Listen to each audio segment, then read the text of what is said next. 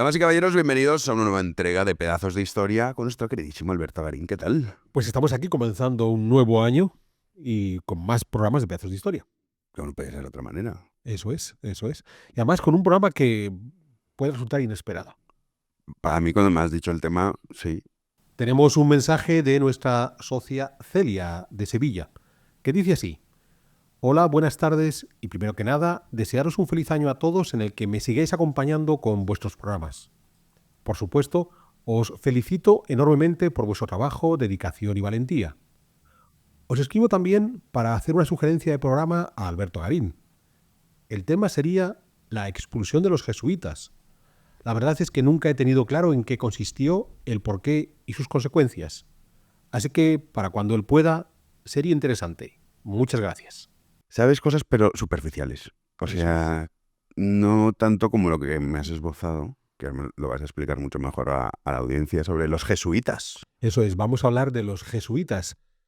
Curiosamente, si hacen el ejercicio de buscar en los medios de divulgación más habituales, canales de YouTube, podcast y demás, van a ver que sobre los jesuitas existen en esencia tres tipos de programas.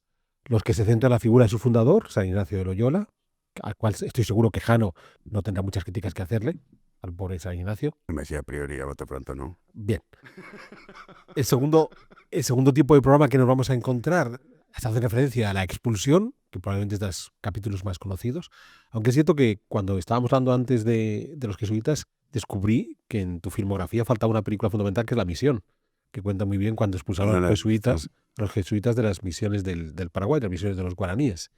Y el tercer grupo de programas son los que están relacionados con todo tipo de lecturas esotéricas, oscuras, conspiranoicas, son los jesuitas. Pues bueno, vamos a tratar que no derivemos a ninguno de esos tres tipos. Por supuesto que tenemos que hablar del fundador de la compañía, de San Ignacio de Loyola, por supuesto que hablamos de la expulsión y por supuesto que aquí no hay cabida para ningún tipo de teoría conspiranoica, porque esto es un programa de historia, de divulgación histórica. Así que comencemos por Ignacio de Loyola. ¿Quién es este caballero? Ignacio nace a finales del siglo XV, en 1491, en un pueblito de Guipúzcoa, en Azpeitia. Es interesante la fecha en la que Ignacio viene al mundo porque estamos en pleno proceso de reforma de la Iglesia Católica, 1491. Claro, si uno piensa en la reforma de la Iglesia, piensa en Lutero y por tanto piensa a partir de 1517 con sus famosas 95 tesis.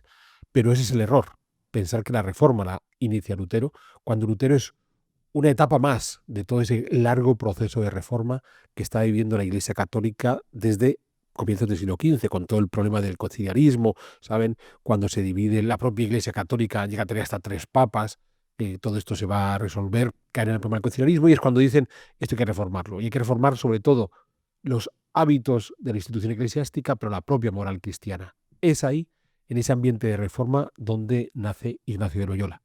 Es cierto que el joven Ignacio de partida no es alguien que se vaya a dedicar a unas cuestiones religiosas. Su padre lo va a enviar con un amigo de la familia, Juan de Velázquez, contador mayor de Castilla, que tiene su residencia en Arévalo, aunque es alguien que habitualmente acompaña a la corte de los reyes católicos. Y entonces un joven Ignacio, no tenemos muy claro a partir de qué edad, pero estamos hablando de un niño, un adolescente que va a esta pequeña corte en Arévalo, provincia de Ávila, de Velázquez, del contador Velázquez. Es ahí donde entra en la corte castellana, conoce los lujos de la corte castellana, gracias a su protector se enamora de la cuestión de las armas. Él considera que ser militar puede ser un buen oficio.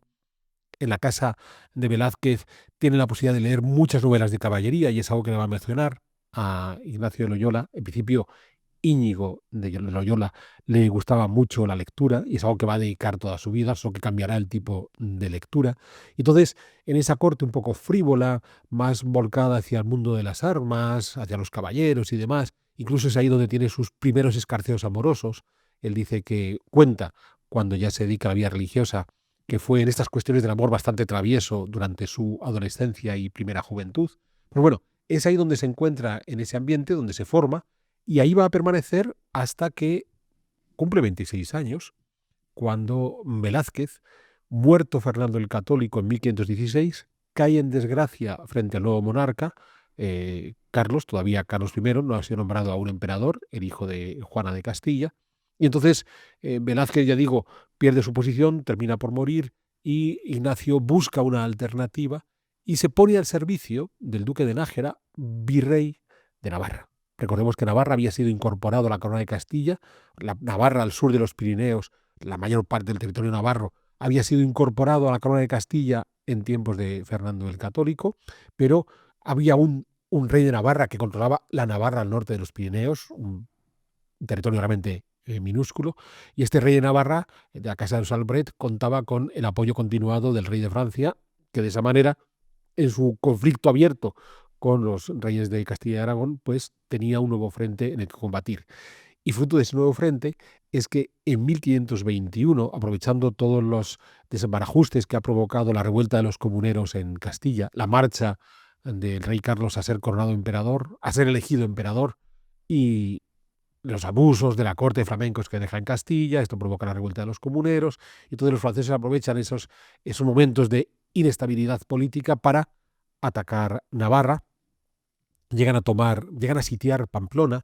El duque de Nájera se ha marchado a buscar refuerzos al interior de Castilla. Ignacio Loyola es uno de los que está tratando de defender Pamplona frente al ataque de los franceses, pero los franceses toman la ciudad. Ignacio va a ser herido. Ahí, fruto de esas heridas, va a quedar una cojera para el resto de su vida, porque una de sus piernas queda malherida en esos enfrentamientos contra los franceses. Y entonces, estando herido, vuelve a su casa natal en Guipúzcoa, en Azpeitia, y es ahí, estamos hablando de 1521, cuando un lector apasionado como él busca lecturas, en el tiempo en el que tiene que recuperarse de sus heridas de guerra, y deja de leer novelas de caballería, porque no tienen en casa de su hermano, y lo que encuentra son libros religiosos. Y se emociona con libros religiosos. Hay un par de obras que le llaman profundamente la atención. Una es de Ludolfo de Sajonia, unas meditaciones de Cristo, una especie de reflexiones a partir de la vida de Jesús, interesantísimo. Y luego las famosas vidas de los santos de Vorágine, la famosa leyenda dorada que había dominado la Edad Media. De modo que cambia a sus caballeros de capa y espada por otro tipo de aventureros, en este caso los santos. Y se emociona de esta idea de dejar de ser caballero, de dejar de ser un soldado para convertirse o tratar de convertirse en un santo. Cuando se recupera de sus heridas, marcha en peregrinación, deja todos sus bienes, va a llegar hasta Manresa, ya en Cataluña, donde incluso a veces está viviendo en conventos, en otras ocasiones se retira a una cueva a reflexionar, a orar, y es ahí donde comienza la conversión religiosa al Ignacio de Loyola que vamos a conocer ya como santo, que en el futuro crearía esa Compañía de Jesús. En Manresa, además, se va a encontrar con un texto fundamental que es la Imitación de Cristo de Kempis. Fundamental porque había sido el manual propio de todos aquellos que querían una reforma espiritual durante este siglo XV. La Imitación de Cristo de Kempis básicamente lo que decía es: vivimos en un mundo pecaminoso, de eso Jano no tiene ninguna duda, porque seguro que si decimos, oye, en el siglo XV y en el siglo XXI, ¿cierto? Totalmente de acuerdo. Vale. Entonces, el pecado es inevitable. Y como vivimos en un mundo pecaminoso, lo que Kempis buscaba era, si al menos tú logras salvarte, si al menos tú estableces una moral auténticamente cristiana, vamos bien. A lo mejor los demás no se van a salvar, pero al menos sálvate tú. Y esa forma muy personal de entender el cristianismo había hecho moda, se había convertido en toda una corriente durante la segunda mitad del siglo XV, hasta el punto de que ese modelo llamado devotio moderna, derivado de la Imitación de Cristo de Kempis, era el que practicaba, por ejemplo, la reina Isabel la Católica, el que va a practicar su hija, la reina Juana de Castilla, o su otra hija, Catalina de Aragón, reina de Inglaterra, reina consorte de Inglaterra. Es decir, que Ignacio Loyola se pone a leer el que en ese momento aún se consideraba uno de los textos más de moda para ser un buen cristiano. Pero claro, estamos ya en 1522.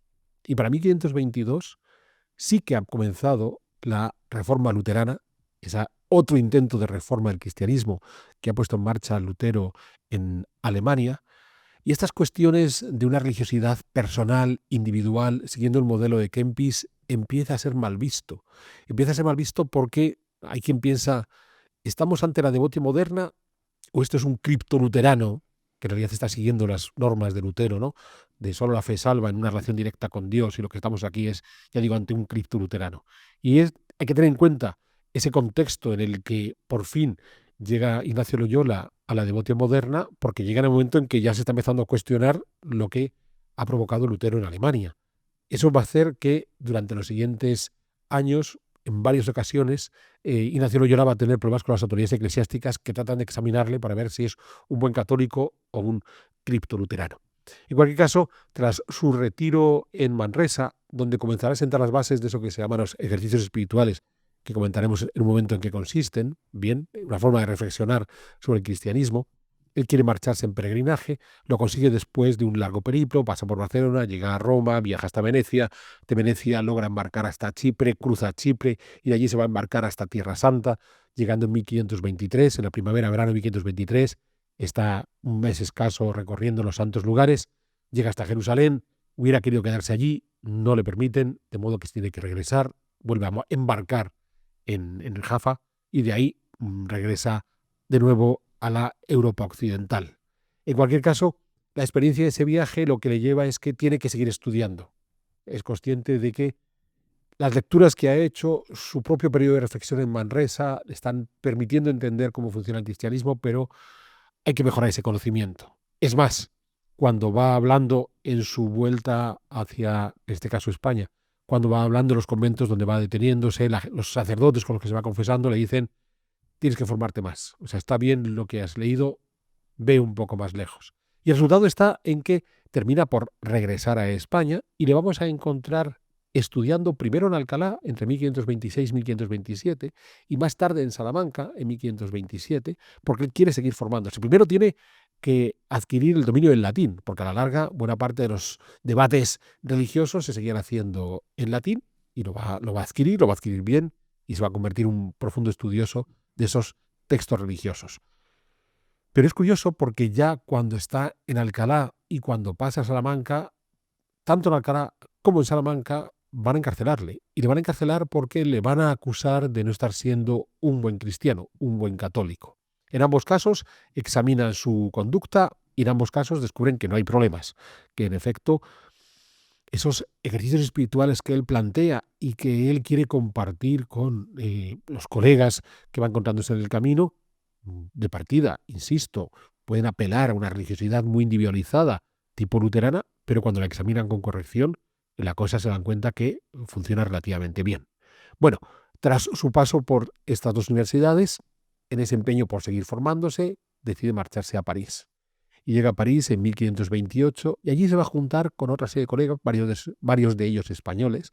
Bien, ahí por ejemplo es donde ya traba una gran relación con el que sería Francisco Javier, San Francisco Javier, el evangelizador de la India, o con el propio Laínez, que le sucedería a Ignacio de Loyola a la cabeza de la Compañía de Jesús.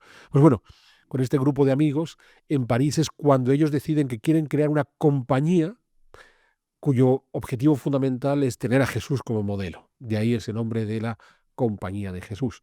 No es un proceso inmediato, es algo que van a ir elaborando según pasando los años de estudios en París. En París, Ignacio cumplirá con todos los requisitos de un buen universitario, el bachiller, licenciado, hasta ser maestro, bien, para 1534, que es cuando hacen el famoso juramento de Montmartre, cuando se reúnen todos los clérigos diciendo: sí, queremos hacer una nueva orden religiosa en la cual todo esto que Ignacio nos ha compartido lo pongamos en marcha. ¿Qué es lo que Ignacio ha compartido? Y esta es la parte fundamental, que además cuando hablábamos al principio del programa fuera de micrófono con Jano, me decía: es que no tengo muy claro cuál es la cuestión esta de los jesuitas. Es que tiene muy mala fama. Pues la clave está en estos famosos ejercicios espirituales de Ignacio Loyola. ¿En qué consistían? Consistían en que tú te tenías que retirar para hacer una serie de lecturas vinculadas con la vida de Jesús y reflexionar sobre esas lecturas. ¿Y en qué consiste esa retirada? Pues el ejercicio espiritual completo sería de un mes, 30 días, donde lo que vas a hacer es, cada semana vas a dedicarte a hacer unas lecturas en concreto. Entonces pueden ser lecturas dedicadas al propio nacimiento de Jesús, por qué, en qué circunstancias, qué es lo que eso significa, la vida y prédica de Jesús, su muerte y resurrección, y en cada uno de esos momentos vas haciendo una serie de lecturas. Y el jesuita, en este primer momento, cuando todavía no son jesuitas, Ignacio y sus colegas, tienen que reflexionar qué es lo que sacan como lección de esa lectura. Bien, esa lectura personalizada del Evangelio, que es el corazón de los ejercicios espirituales, no solamente el Evangelio, pero el Evangelio es clave, puede provocar una deriva protestante. Puede hacer que esta gente al final termine por tener ideas propias, porque es algo que a Ignacio no le preocupa, que uno tenga ideas propias del Evangelio. Que eso es lo que va a hacer que hasta hoy los jesuitas tengan esa fama de uno nunca sabe lo que está pensando un jesuita. Porque en efecto, una de las cosas que propicia Ignacio es tengamos ideas propias incluso sobre la reflexión. Solo que Ignacio reconoce la autoridad de la Iglesia, entonces por ello, y es ahí donde tienes que entenderlo, Jano, lo que va a suceder es... Queremos seguir mejorando pedazos de historia en nuestro canal Big One Media. Y para eso necesitamos todo vuestro apoyo en nuestro club de socios. De modo que únete a nosotros y así estamos seguros de poder seguir ofreciéndote programas de caridad y además, en algunas de nuestras categorías de socios, nos puedes compartir tus inquietudes en historia y si somos capaces, trataremos de resolvértela. De modo que mira en la descripción de este programa y allí tendrás el link que te va a llevar a esa posibilidad de convertirte en uno de nuestros socios y con ello ayudarnos a seguir mejorando nuestros programas. Que si hay una discusión entre lo que el jesuita piensa con lo que la autoridad eclesiástica le va a decir, quien tiene razón es la autoridad eclesiástica. Entonces, frente a lo que van a hacer los luteranos, que es yo rechazo por completo a la Iglesia Católica y por supuesto su máximo representante del Papa, los jesuitas van a decir yo puedo lanzar mis ideas y mientras mis ideas no sean puestas en cuestión por la autoridad eclesiástica, me lanzo a ello. Claro, ya podemos trasladarnos a algunos jesuitas famosos a finales del siglo XX, gentes como Ellacuría o el propio John Sobrino, que aún sigue vivo en El Salvador, gentes que van a propiciar en gran medida la teología de la liberación. En tanto en cuanto la autoridad eclesiástica no me diga que voy por el camino incorrecto, yo sigo viendo hasta dónde puedo llegar. Eso sí, si en algún instante el Papa o el obispo que me corresponda me dice has metido la pata y hay que guardar silencio porque no estamos de acuerdo con lo que estás diciendo, entonces yo me pliego porque es lo que me ha enseñado Ignacio, que tengo que respetar a la autoridad eclesiástica. Y esa es la gran diferencia que va a ocurrir entre los jesuitas y las corrientes protestantes, porque los protestantes sí van contra la acción de la autoridad eclesiástica y los jesuitas pueden empujar al máximo sus reflexiones.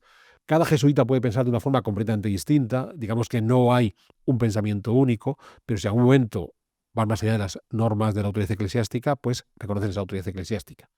Hay más elementos. Por ejemplo, en los ejercicios espirituales hay todo un ejercicio de ascetismo, o sea, de rigor, de búsqueda de condiciones, vamos a decir, austeras, bien, buscando ese modelo de el Jesús humilde, el Jesús sin muchos bienes materiales, que es el que está reflejado en el Evangelio. Y más aún, en cualquier caso, todas esas reflexiones solo tienen valor si se vuelcan en obras. Que recordemos que son las grandes diferencias con los protestantes, comenzando por los luteranos. Los luteranos dicen que solo la fe salva, no es necesario demostrar esa fe mediante obras, mientras que Ignacio Loyola sigue considerando que sí, que las obras son necesarias. De que cuando termine el Concilio de Trento, en 1563, ya con Ignacio Loyola muerto, y haya que poner en marcha los principios del Concilio de Trento, uno de cuyos elementos clave es la fe por sí sola no te va a salvar, necesitas la demostración de esa fe en obras, bien, los jesuitas van a ser una buena herramienta para difundir el Concilio de Trento porque desde el principio Ignacio Loyola dijo, yo puedo leer las Santas Escrituras cada día, reflexionar sobre ellas, dedicarle mucho tiempo, pero si las reflexiones que obtengo de esa lectura no la vuelco en obras, no me va a servir. Bien, recordemos las virtudes teologales, fe, esperanza, caridad. O sea, yo comienzo por creer, bien, mi creencia es que sí hay un futuro mejor al lado de Dios, pero todo eso lo reflejo a través de las obras, en este caso la caridad.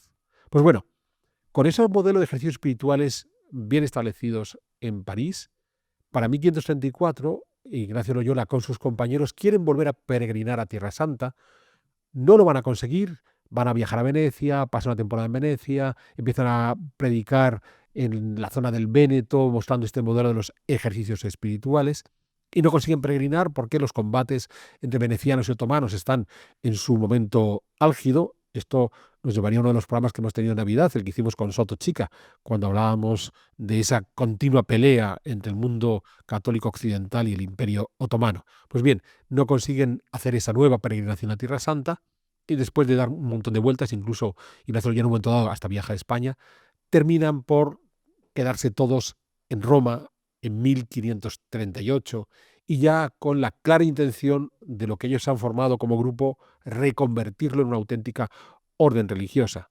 Van a tener que pleitear con unos cuantos cardenales de la curia romana hasta que por fin el Papa Paulo III, en septiembre de 1540, acepte la creación de esa nueva orden religiosa que se va a conocer como Sociedad de Jesús. Bien, aunque la Società Jesús, que en español más habitualmente conocemos como Compañía de Jesús.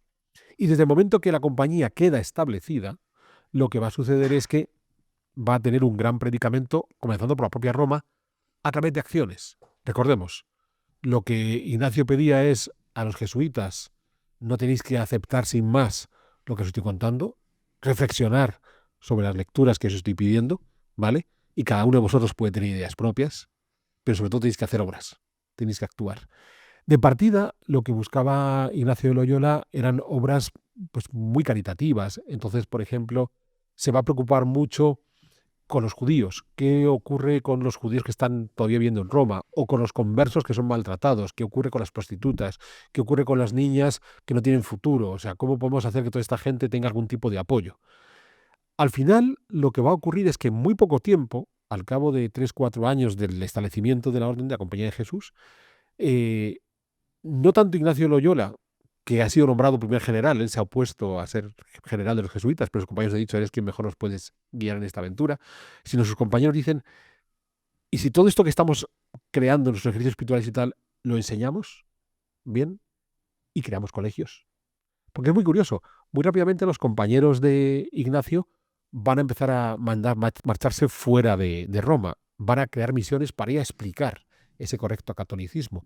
Misiones, en principio, en lugares como Alemania, la Alemania luterana, se van a Irlanda, de Irlanda van a saltar a Escocia. Pensemos que ya el mundo escocés se ha reformado y el propio inglés también con Enrique VIII. Van a empezar a entrar jesuitas también en Inglaterra y luego ya van a viajar mucho más lejos, porque ya he contado antes cómo Francisco Javier terminará en la India, muriendo después cuando quiere entrar en China, o los jesuitas van a empezar a llegar a América, a Nueva España, al Virreinato del Perú y demás. En todos lados lo que van haciendo es un modelo de misión basado esencialmente en ir convenciendo uno a aquellos que no están en el correcto catolicismo. Entonces no se trata de hacer conversiones en masa, sino acercarse a aquellos que quieran entrar en ese debate, invitarles a esos ejercicios espirituales a través de los cuales cada persona por sí sola puede descubrir el valor de la palabra de Jesús. Y sobre todo se dan cuenta que lo más interesante, y esto seguro que Jano lo tiene muy presente, porque es una de las cosas que asociamos siempre con los jesuitas, ir a la élite. O sea, si yo vaya donde vaya, me da igual que yo vaya a Alemania o a Escocia, a la India o al Perú, a quien me dirijo es a la élite, y consigo convencer a la élite, ya se encargará la élite de hacer bajar esas ideas al resto de la sociedad. Entonces, claro, eso lo que hace es que los jesuitas sean acusados de ser muy elitistas, por el contrario de las órdenes religiosas como franciscanos o dominicos, que a lo mejor pues van más, digamos, a las clases populares y un poco a la conversión más a lo grande. Pero los jesuitas dicen: no, ¿qué tal si vamos a buscar al líder de este grupo y le convencemos a él? Y entonces, al final se dan cuenta que junto a esa labor de misión, una cuestión muy interesante puede ser una labor educativa, dirigida a jóvenes e incluso a niños. Porque si yo puedo convertir a un adulto, al líder de ese grupo social, mucho más fácil puedo convertir a un joven que quiere estudiar, ya sea los estudios universitarios o incluso a los niños. Y en ese momento es cuando comienzan a poner en marcha todos sus colegios, universidades y demás.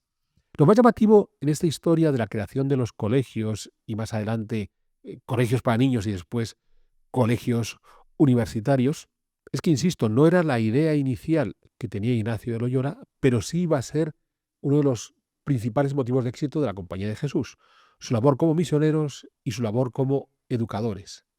Ya he comentado antes que cuando concluye el Concilio de Trento en 1563, las autoridades tridentinas encuentran que la Compañía de Jesús es una buena herramienta, porque ellos ya han rodado el modelo. Pensemos que 20 años atrás ya han empezado a poner en marcha sus misiones o sus colegios. Pero es que en un primer momento, cuando se cierra Trento, hay un momento muy agresivo por parte de la Iglesia Católica hacia los países reformados. Es el momento del auge de las guerras de religión en Francia, con matanzas tan brutales como la de San Bartolomé en verano de 1572, o la acción represiva del duque de Alba en los Países Bajos. Todo eso no va a funcionar. Eso no es capaz de frenar la expansión de las corrientes protestantes. Pero después de esa etapa agresiva inmediatamente posterior al Concilio de Trento, desde finales del siglo XVI, lo que sí empieza a funcionar son las misiones y los colegios, sobre todo de los jesuitas, hasta el punto de que empiezan a recuperar territorios que ya habían sido ganados por las iglesias protestantes, por ejemplo, la Baviera alemana, que ya se había convertido en luterana y que gracias a la labor silenciosa y gota a gota de los jesuitas vuelve al mundo católico. Es más, será precisamente ese éxito, entre comillas, silencioso de los jesuitas en el mundo protestante de Alemania, de los Países Bajos, de Inglaterra, una de las razones por las que van a empezar a ser criticados por los motivos más oscuros. Porque claro, cuando la forma que había tenido la Iglesia Católica de combatir a los protestantes era una manera violenta, con las guerras de religión de Francia o la represión del Duque de Alba en los Países Bajos, pues era muy fácil decir ellos son los malvados y los enemigos. Pero cuando la conversión se está consiguiendo a base del diálogo, a base de la reflexión, a base de invitar a cada cristiano que reflexione sobre su fe y a lo mejor se da cuenta que el modelo luterano, calvinista o anglicano no va por el buen camino y el modelo católico sí, ahí sí tenemos un problema, porque las autoridades anglicanas, luteranas o calvinistas están perdiendo en el terreno de juego más libre que existe, que es el de contrastar ideas. De ahí que comienza toda la mala fama en torno a la figura de los jesuitas. Es más, al final todo esto volverá a un periodo de gran conflictividad, la Guerra de los 30 años, a partir de 1618, donde uno de los elementos clave fue precisamente la actitud de las autoridades de las diferentes iglesias protestantes de tratar de combatir ese éxito que estaban teniendo los jesuitas. Y eso que a comienzos del siglo XVII, finales del siglo XVI, comienzos del XVII, es decir, cuando estamos ante esta oleada exitosa de los jesuitas, no solamente es exitosa porque esté logrando esa conversión, sino que tenemos algunos de los jesuitas más ilustres, y aquí tenemos nombres que yo sé que para Jano son gentes de las que a él le gusta y admira, como Juan de Mariana o Francisco de Suárez. Bien, entonces, en el caso de Suárez es un tipo interesantísimo. Digamos que son la última hornada de la segunda escolástica, la Escuela de Salamanca. Aquí ya hemos tenido a nuestro querido León Gómez, que nos ha hablado mucho de la Escuela de Salamanca y esa segunda escolástica.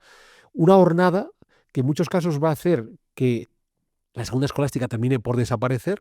Pensemos que la segunda escolástica, la Escuela de Salamanca, en esencia había girado en torno a los dominicos, con Francisco de Vitoria a la cabeza. Pues bueno, los jesuitas toman el relevo y van a tomar el relevo como gentes que reflexionan ya no solamente en filosofía o teología, sino sobre la vida en común, desde finales del XVI hasta mediados del XVIII, cuando sean expulsados. Van a ser el gran contrapoder contra corrientes filosóficas que van a ir teniendo cada vez más éxito en este mundo occidental. Pensemos que Francisco de Suárez va a estar escribiendo al mismo tiempo que Thomas Hobbes en Inglaterra.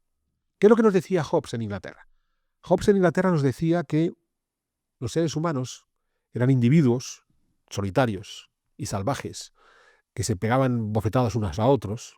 La ley natural les movía a ser agresivos unos con otros, bien, y al final, pues para no tener que pegarse unos con otros, pues terminaban por asociarse y buscar un líder que les guiase.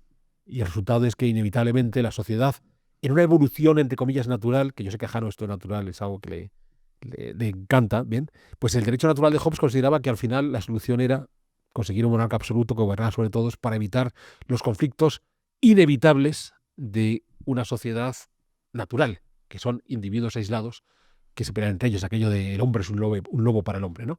Bien, de Thomas Hobbes. Es muy curioso porque el principio de Hobbes será largamente empleado tanto por otros ilustres ingleses como John Locke, que dirá, sí, existe el derecho natural, y el derecho natural tiene una serie de principios, y los principios, bueno, Locke lo descafeína un poco, no lo hace tan salvaje, ¿no? Aquello de la vida, la propiedad y demás, y la libertad.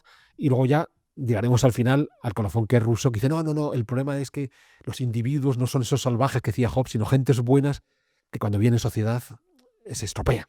Bien, y entonces, bueno, hay que buscar un contrato social para volver a recuperar esa bondad primigenia que los hombres tenían per se. Bien. Pues bueno, cuando Hobbes plantea la idea del derecho natural y los hombres salvajes, hombres como lobos para hombres y tal, pues llega Francisco de Suárez, buen jesuita, y dice, a ver, las cosas claras. Hay una ley natural donde uno trata más o menos de sobrevivir. Absolutamente imperfecta. Absolutamente imperfecta. Afortunadamente, tenemos la palabra de Dios que nos da una moral para de esa manera poder organizarnos. Entonces, Suárez no rechaza la ley natural, sencillamente considera que es el comienzo y es imperfecto. Pero además, Suárez, al contrario de Hobbes, que considera que son individuos aislados, que pelean entre ellos, dice, no, perdona, los seres humanos sí o sí somos animales sociales, o sea, no somos seres aislados. Esta cosa ya llevada al extremo de los randianos, ¿no? Sí, sí. Del hombre que Es puede una vivir. cosa delirante. Absolutamente. Pues Suárez dice, no, la cosa no funciona así. Somos animales sociales que en esas relaciones sociales, de forma, digamos, natural, tenemos que entregar parte de lo que nos gustaría hacer al otro, porque tenemos que convivir, pero siempre vamos a conservar parte de nuestra independencia. O sea, inevitablemente, hasta en el peor de los casos, bien, y entonces ya llegaríamos a las cosas de Franklin en el siglo XX, hasta cuando estás en la peor cárcel más oscura, siempre serás libre de pensar lo que te dé la gana. O sea, nadie te puede impedir eso. Pues es lo que contaba Francisco de Suárez, para que veas. A mí estoy mucho más en la línea de Suárez que de Hobbes. Para que veas. Y de Al Locke. final hay un jesuita que está empezando a convencerte. No, Juan de Mariana también. Es que es paralelo a Suárez, porque Juan de Mariana va a escribir una cosa parecida. Entonces, Francisco de Suárez, por ejemplo, decía, abogamos por el tiranicidio. Francisco de Suárez decía, hombre, pues si el monarca es absoluto, no tenemos por qué cargárnoslo. Mientras gobierne bien, podemos dejarle. Otra cosa es que gobierne mal en ese momento. Entonces, Juan de Mariana, que es contemporáneo de Francisco de Suárez, pues Es Llega- partidario del tiranicidio. llega a la misma conclusión. Pero para que veas, ya tienes dos jesuitas que están abogando porque al mal gobernante hay que eliminarlo. Pasa que Mariana es muy divertido porque se mete en otros berenjenales como el de la moneda, ¿no? O sea, un mal gobernante es el que crea inflación. Ujú. Entonces, cuando tú falseas la moneda, estás generando inflación, por lo tanto, eres un mal gobernante y a lo mejor hay que eliminarte. Son estas cosas de Juan de Mariana. Por cierto, a Juan de Mariana se le atribuye un texto que se llama La historia de las cosas de la compañía, donde supuestamente critica a la compañía de Jesús. Es un texto publicado muerto Juan de Mariana. Entonces, hay un momento que Juan de Mariana es encarcelado precisamente por su texto sobre la moneda, el de Moneta, cuando critica al hecho de que esto de inflación no es una cosa seria para los buenos políticos, bien. Al final le liberan de la cárcel. Entonces la leyenda dice, cuando está en la cárcel él, que se ve desprotegido por sus compañeros de la Compañía de Jesús. Hizo ese texto de las cosas de la Compañía de Jesús. Es muy curioso porque yo hace años participé en unas jornadas sobre Juan de Mariana, intensas, porque nos leímos todo Juan de Mariana. Y claro, cuando llegamos al famoso texto, el discurso de las cosas de la Compañía de Jesús, a mí había algo que no me encajaba en el propio texto. Me parecía muy poco de Juan de Mariana la forma que tiene de escribir, que es un señor que escribe muy bien, y ese texto es un poco burdo. Bien, y me puse a indagar y descubrí que el texto fue publicado por primera vez en el mundo protestante de los Países Bajos y que se atribuyó ese texto a Juan de Mariana. Pero cuando uno rastrea, no consigue encontrar el dichoso texto original que supuestamente Juan de Mariana escribió en la cárcel y envió a los Países Bajos. Y tiene toda la pinta de ser un bulo inventado por los protestantes y atribuido a uno de los personajes más ilustres del mundo católico de la época, que es Juan de Mariana. Recordemos que a Juan de Mariana incluso se le acusó de ser el instigador del asesino que se cargó a Enrique IV de Francia. Bien, es muy divertido porque cuando al pobre asesino Enrique IV le están torturando para que confiese por qué se ha cargado a Enrique IV y si él conoce la obra sobre los reyes de Juan de Mariana, dice, no, yo no sé quién es Juan de Mariana, he leído su obra, ¿vale?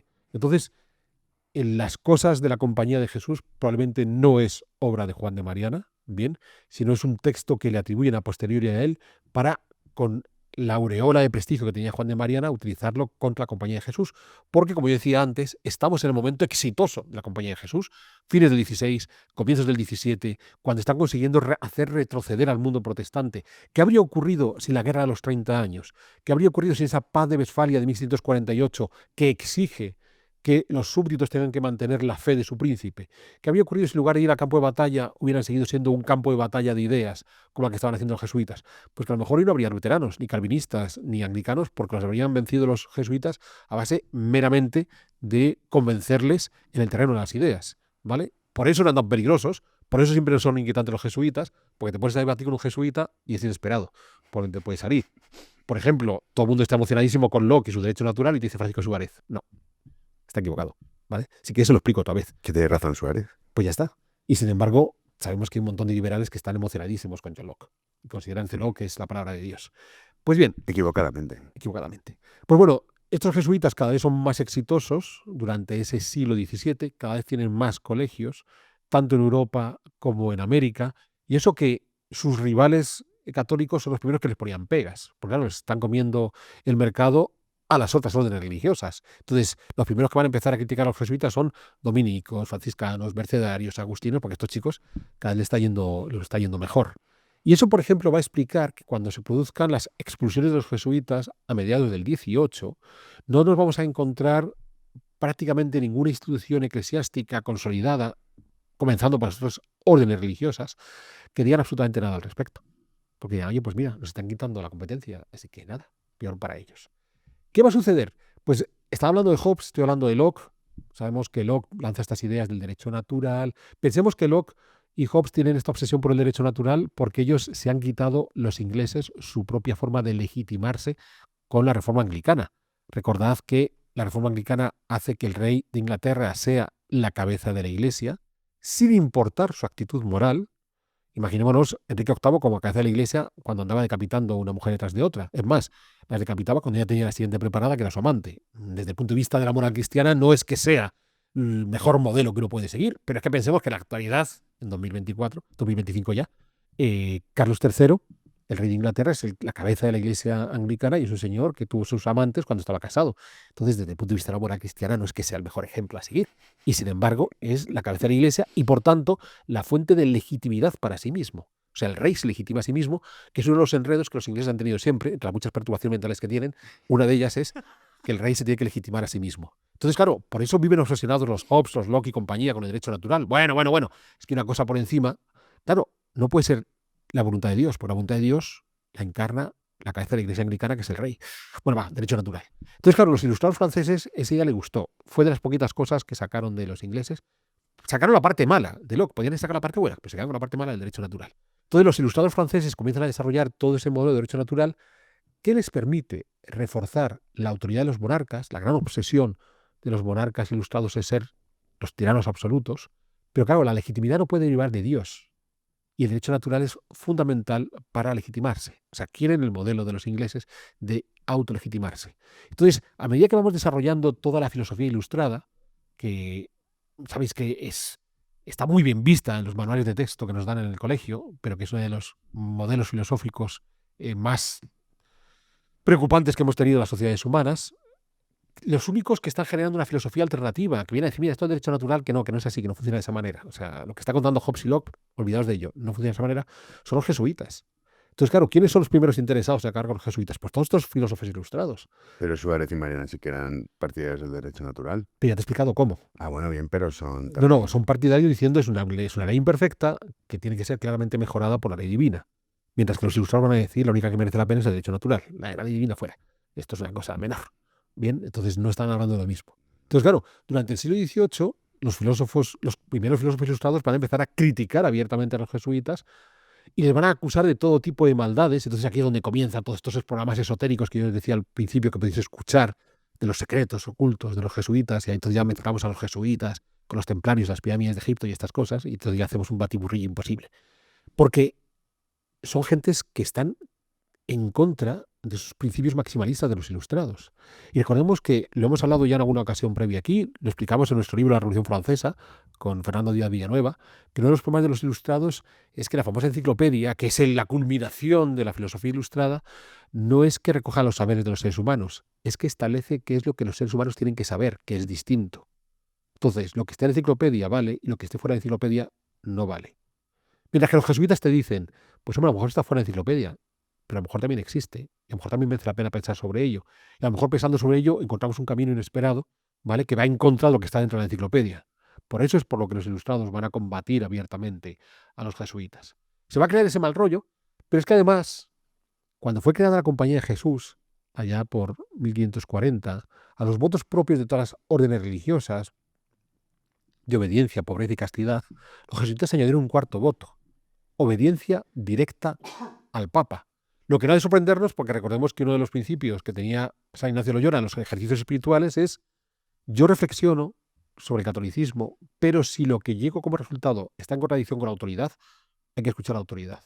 Entonces, ¿quién mejor que ellos para aceptar al Papa como el último referente? Entonces, claro, en ese siglo XVIII de construcción de monarquías absolutas, eso de tener a un montón de gente, a unos cuantos cientos de monjes, educando a tus niños y a tus adultos en sus colegios jesuíticos, que obedecen al jefe de un estado diferente, que es el Papa de Roma, no se mira muy bien, ¿vale? Entonces, van en contra de la filosofía de los ilustrados, porque está mucho mejor construida la filosofía jesuítica que los ilustrados.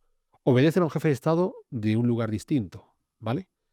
Y eso nos recuerda que nosotros, reyes católicos, al final siempre estamos supeditados a la Iglesia. Y si hay un Pepito Grillo que nos lo va a recordar en última instancia, es este jesuita que tengo por aquí cerca. Hay que acabar con ellos. Y es muy curioso porque el inicio del desmontaje de los jesuitas se va a hacer en un lugar absolutamente inesperado. Yo hacía referencia al principio del programa a la película de La Misión, que son las misiones para los guaraníes en el río Paraguay. El río Paraguay y en el río Uruguay, actualmente donde estamos actualmente Paraguay, la frontera entre Brasil y Argentina y un poquito en Uruguay. Estos jesuitas que se habían lanzado a su labor misional por el mundo entero, desde Japón y la China hasta América del Norte y América del Sur, entre los muchos modelos de misiones que tenían, porque tienen muchos modelos de misiones, son muy famosas las que hicieron con los guaraníes. No es el único modelo de estas misiones, digamos, más comunitarias, también lo hicieron en la Nueva España, ¿de acuerdo? Entonces son muy famosas las misiones de los guaraníes y para mi generación los hicieron más famosas gracias a esa película de La Misión de Roland Joffé, con Robert De Niro haciendo un papel de jesuita bastante bien hecho. Pues bueno, lo que hacen es, ante estas tribus que no habían sido aún evangelizadas, las consiguen integrar mediante la palabra, ¿de acuerdo? Y además las consiguen integrar en unos modelos de explotación agrícola y explotación ganadera muy bien realizados, ¿vale? Con una distribución equitativa de los beneficios obtenidos de explotaciones agrícolas y ganaderas. Incluso, y de nuevo apelo a la película de La Misión, se les imparten conocimientos eruditos muy interesantes, hasta la música. Entonces una de las cosas que van a sorprender es la calidad de intérpretes musicales que van a tener los jesuitas en sus misiones guaraníes en los valles del Paraguay y del Uruguay. Bien.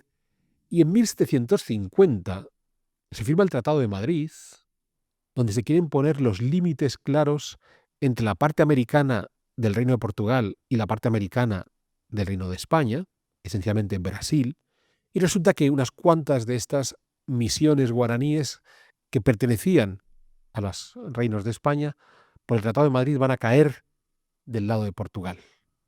Entonces, lo que hay que hacer es desmontar las misiones, pedirle a los guaraníes que se marchen de ahí, porque además si se quedan, dado que van a quedar bajo el dominio de los portugueses, en el mundo de los portugueses sí estaba aceptado que pudieran capturar a los indígenas y convertirlos en esclavos. Los famosos banderizantes, estos comerciantes de esclavos que iban a la captura de los guaraníes para, insisto, esclavizarlos. De nuevo, en la película La Misión, Robert De Niro de partida es uno de estos mercaderes de esclavos que después pues tiene su caída del caballo como San Pablo y entra con los jesuitas. ¿Qué va a suceder cuando quieren desmontar las misiones? Que los guaraníes se van a oponer.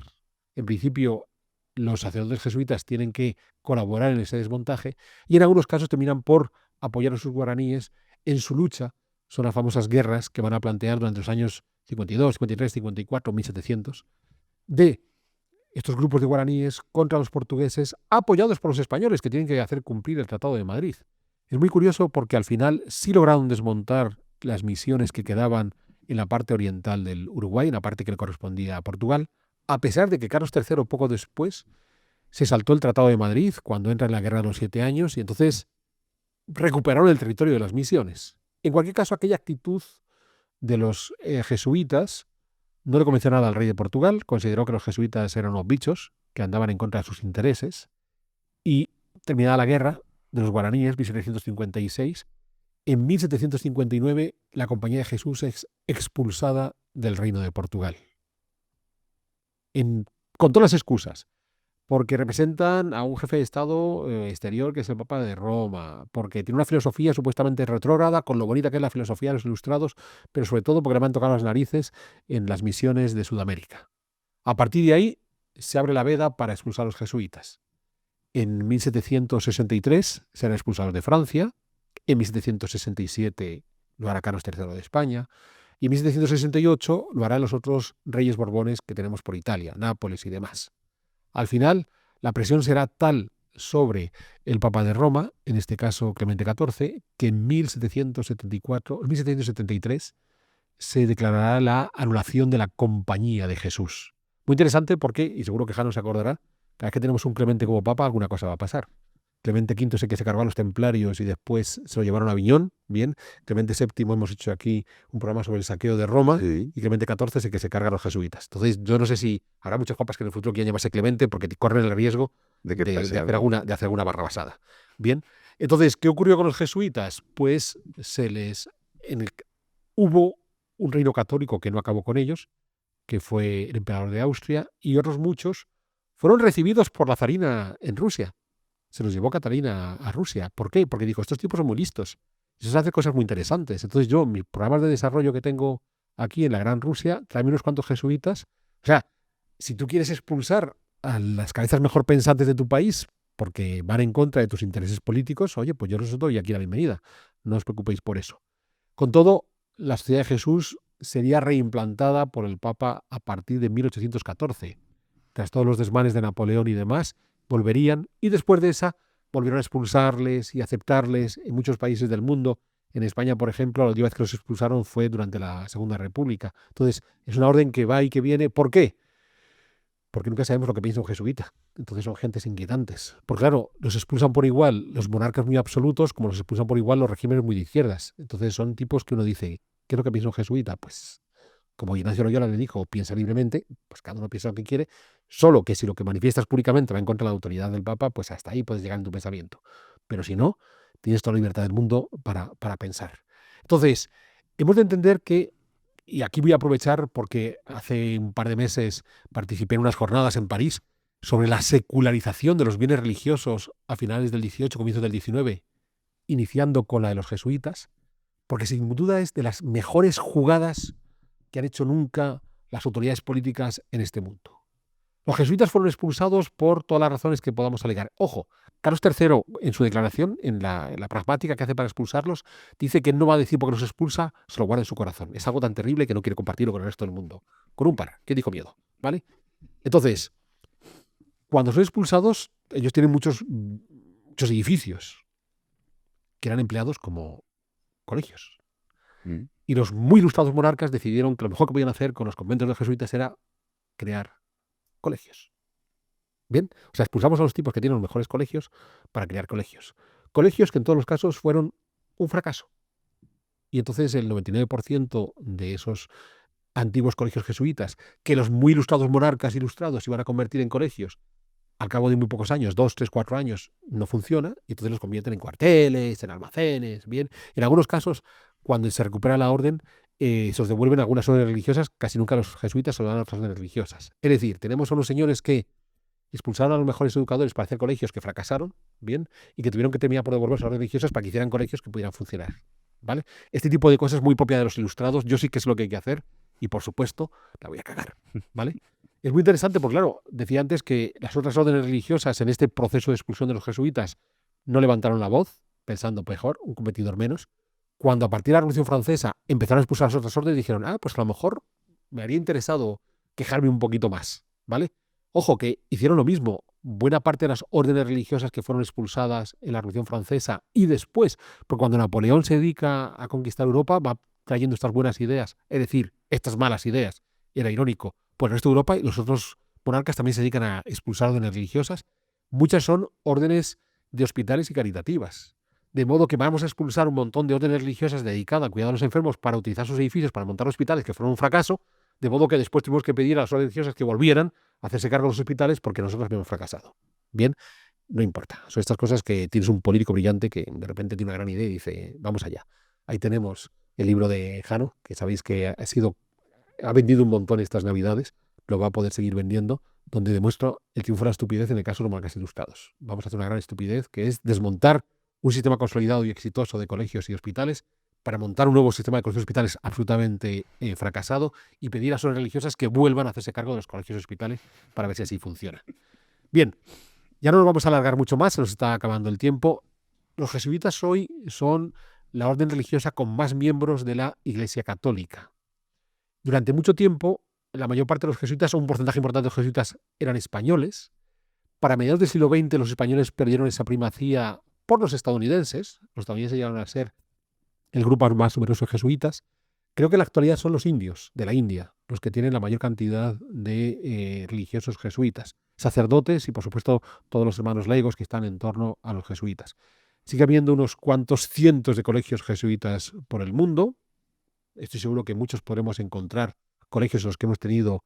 Yo nunca fui un colegio religioso, pero que no haya un colegio de jesuitas. Seguro que tuvo algún maestro jesuita que no fue el mejor maestro del mundo, porque le daba muchos coscorrones o incluso alguna cosa peor. Yo puedo confesarles que habiendo ido a un colegio público también tuve muchos malos maestros, bien. Tuve algunos buenos maestros. Don Julián, un tipo brillante, maravilloso. Don Julián, allá donde esté, que seguro que si alguien merece el cielo es don Julián, bien, él fue un gran maestro. La mayor parte de los maestros que tuve no fueron buenos. Entonces, la ventaja con los jesuitas es que el porcentaje de maestros buenos es mayor que el que te suele tocar en muchas otras instituciones educativas. Y por supuesto, los jesuitas siguen siendo gentes que han seguido protagonizando todo tipo de polémicas hasta el mundo contemporáneo.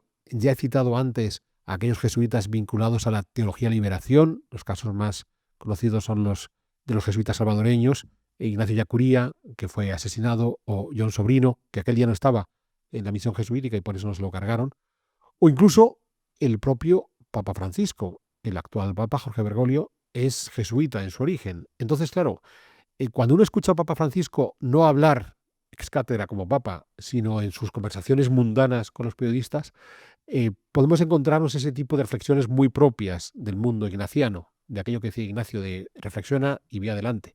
Yo recuerdo en una charla frívola que tenía el Papa en el regreso de uno de sus viajes en el avión con los periodistas, hablándoles sobre los homosexuales, y el Papa Francisco muy habilidosamente, en lugar de meterse en berenjenales, dijo, ¿quién soy yo para condenar a los homosexuales? Yo, Jorge Bergoglio, ¿quién soy para condenar a los homosexuales? Claro, lo hizo muy bien, porque uno podía decir, bueno, y cuando te tienes cuando te pones las zapatos de Papa, ¿condenas o no condenas? Y cuando te pones, pero muy habilidosamente, como buen jesuita, dijo, yo, Jorge Bergoglio, ¿quién soy para condenar a los homosexuales? Eso es muy jesuítico, ¿de acuerdo? Esa forma elegante de evadir una discusión, o al contrario, de que de repente, ahora Jano ponga una cara de decir, ¿y lo que dijo vale o no vale? O sea, de repente te lanza una frase que te hace pensar diciendo, vale, a ti Francisco no te cae bien. No. Bien, no tenemos ninguna duda al respecto, ¿vale? Pero cuando sueltas esas frases te quedas diciendo, hostia, ¿qué he dicho? O sea, ¿qué es lo que me está queriendo decir? Bien, o sea, esa cosa que utiliza tanto Francisco cuando se dirige a sus fieles de recen por mí. ¿Y por qué tenemos que rezar por él? No es él el que reza por nosotros. Bien, eso es muy jesuítico, porque te está diciendo es, y en realidad, cuando yo te pido como Papa recen por mí, no estoy yendo en contra de ningún principio católico, pero estoy lanzando una idea de decir, ostras, ¿y con eso qué quiere decir? Bien, eso es ese pensamiento jesuítico. Son los liantes. No, que te invitan a pensar. Llámalo liante si quieres, pero te invitan a pensar. Sí, bueno, claro. A mí Juan de Mariana y Suárez me gustan. Más que Hobbes y que Locke. Pero te invitan a pensar. O Sí, no, sí, claro. O sea, hasta que Juan de Mariana se pone a reflexionar, es cierto que no es el primero que reflexiona sobre cómo adulterar la moneda implica un modelo de inflación que va en contra de los intereses de los ciudadanos. Pero claro, la primera vez que dijo eso, mucha gente que lo escuchó dijo, ¿qué está diciendo? O sea, ¿qué tiene que ver la subida de los precios con que la moneda tenga más o menos cantidad de metal precioso? Y sin embargo, hoy hay una cantidad importante de economistas y de público general que lo entiende, aunque la mayoría sigue sin entenderlo. Eso te decir. La mayoría sigue sin entenderlo. O sea, la Qué optimista. mayoría sigue sin entender cómo funciona la inflación. Y sigue sin entender que la inflación se crea. O sea, es algo que se fabrica. Sí, no, claro. O sea, no es algo que surge de manera espontánea. ¿Vale? Bueno, pues ahí tienes a un jesuita que te lanza una idea, como Juan de Mariana con la inflación, que 400 años después todavía la gente sigue diciendo, sí, es así, y ocurre por eso. Y entonces te llegaba, acuérdate del ínclito Eduardo Garzón, hermano de que fuera ministro, cuando decía, no, para acabar con la deuda uno se pone a fabricar billetes y ya está, con eso pagamos toda la deuda. Y era economista, economista titulado. Bueno, eso es lo que demuestra que los títulos académicos no tienen gran valor per se. Bien, y lo que demuestra que un señor como Juan de Mariana, reflexionando consigo mismo, tiene unas ideas interesantes, porque es lo que te pide Ignacio Loyola. Reflexiona, genera nuevas ideas, lánzalas al público, debate sobre ellas y sobre todo actúa a partir de las ideas que tengas. Eso está bien. Pues ya está. Hasta aquí lo que te quería contar de Ignacio Loyola y sus jesuitas. Pues súper interesante. Ha quedado claro. Yo te quería preguntar, pero bueno, ya lo has contado. ¿Por qué se expulsó Carlos III?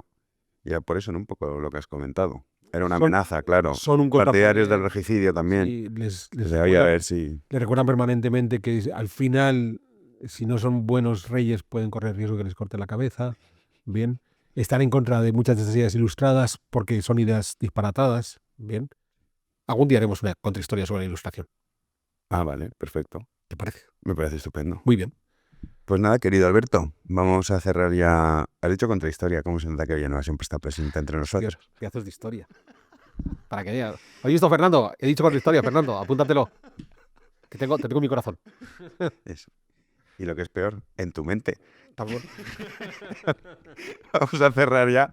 Nada, mil gracias por invitarme. Pues gracias por estar aquí. Este era un tema que ya le había planteado a Jano en el pasado y tenía serias dudas, bien, por la escasa simpatía que Jano tiene hacia nuestro Papa Francisco, pero que me ha parecido que era interesante encuadrar dentro del contexto histórico Ignacio de Loyola dentro de ese proceso de reforma, los jesuitas exitosos del siglo XVII, en cómo consiguieron de una forma no violenta ir haciendo que el catolicismo volviera a avanzar, o los jesuitas en el mundo contemporáneo. Hasta aquí lo que queríamos contarles en pedazos de historia, y como siempre recordándoles que para que podamos seguir adelante con nuestros programas, más en este año que hemos comenzado, lo mejor que pueden hacer es apoyarnos incorporándose a nuestro club de socios. Cada uno de esos socios que llegan es la mejor forma de asegurarnos que podemos seguir haciendo nuestros programas. Así que únanse a nuestro club de socios y de esta manera podemos seguir haciendo estos pedazos de historia.